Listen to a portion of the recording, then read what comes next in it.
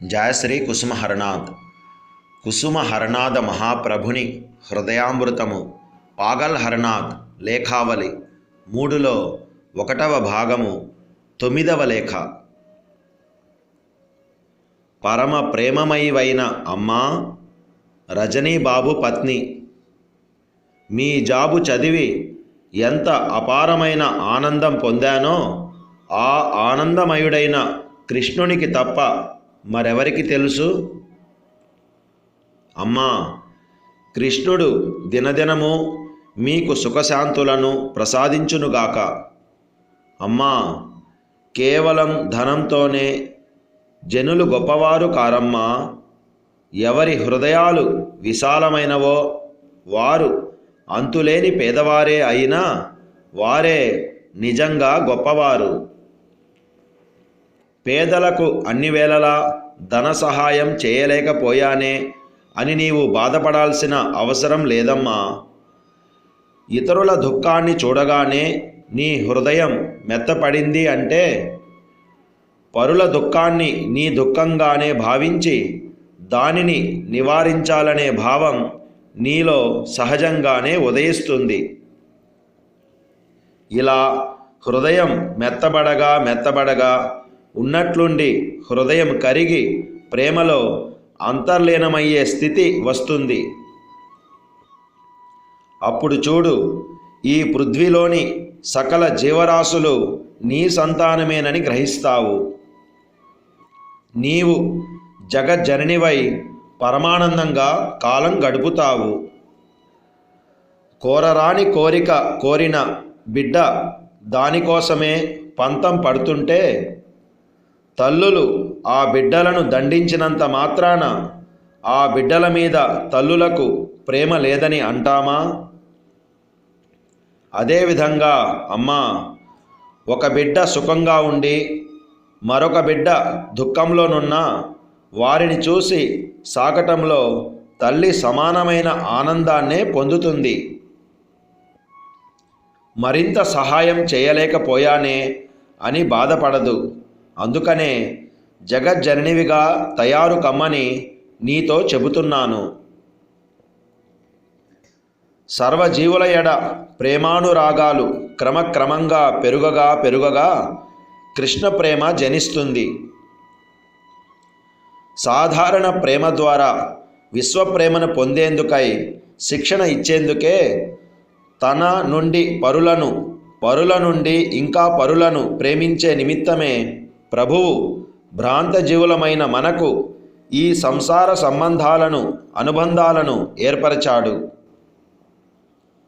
వ్యక్తి మొదటగా తనను తాను ప్రేమించుకుంటాడు. అటుపై తన తల్లిదండ్రులను సోదరులను ప్రేమిస్తాడు.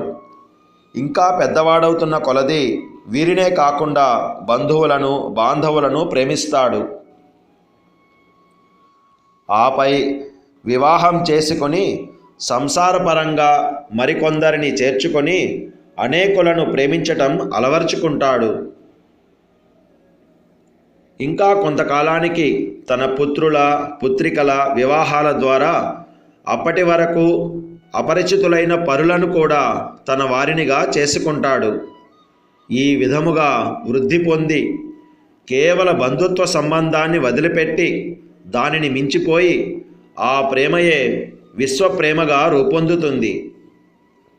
దానితో కృతార్థుడై కృష్ణ అని అనగలుగుతాడు. అపారమైన ఆనందాన్ని పొందగలుగుతాడు. అమ్మా, ప్రేమించడానికి ఒక్క పైసా కూడా ఖర్చు ఉండదు. కేవలం మన మనస్సును విశాలం చేసుకుంటే చాలు అని చెబుతున్నాను. శక్తి ఉంటే డబ్బునిచ్చి బట్టలనిచ్చి పరుల దుఃఖాన్ని తొలగించేందుకై ప్రయత్నించు. మరియు ఎల్లవేళలా మధురమైన అనునయపూర్వకమైన ఓదార్పు బుజ్జగింపులతో కూడిన మాటలతో ఇతరుల కష్టముల ఎడ సానుభూతిని ప్రకటించి వారి కష్టాల్ని తేలికపరచేందుకు ప్రయత్నించు. నీ బిడ్డకు ఒక మామిడి పండును ఇవ్వబోతుండగా ఎవరైనా పేదవాని బిడ్డ నీ దగ్గరకు రావటాన్ని గమనించినట్లయితే ఆ పండులో నుండి ఒక ముక్కను కోసి ఆ పేద బిడ్డకు అందిస్తే చాలు. దానివలన వచ్చే నష్టం ఏమీ లేదు. నీ బిడ్డకు 5 చొక్కాలు ఉంటే ఎవరైనా లేనివాని బిడ్డ చలితో బాధపడుతున్నట్లు నీవు గమనించితే వాటిలో నుండి ఒక చొక్కాను ఆ బిడ్డకు ఇవ్వు. దానివలన నీ బిడ్డకు ఏమీ తక్కువ కాదు. అదే సమయంలో ఒక పేద బిడ్డను చలి నుండి కాపాడిన తృప్తి కలుగుతుంది. ఈ విధంగా మొదలు పెడితే ఆ పిమ్మట హృదయం తనంతట తానే కోమలమవుతుంది. అమ్మా, కృష్ణనామాన్ని ఎన్నటికీ మరువవద్దు. సర్వదా ఆ నామంలోనే మునిగి ఉండు. సర్వసుఖాలు మీవే అవుతాయి. కావాలంటే చూడండి, సకల మనోరథాలు ఈడేరుతాయి. దేనికి కొరత ఉండదు. కృష్ణనామాన్ని మరచిపోయి పొందే రాజత్వం కూడా నరక భోగమేనని తలచండి. ఆభరణములలో తులసిమాలను కూడా మెడలో ధరించండి. దానివలన శరీరము, మనస్సు పవిత్రంగా ఉంటాయి.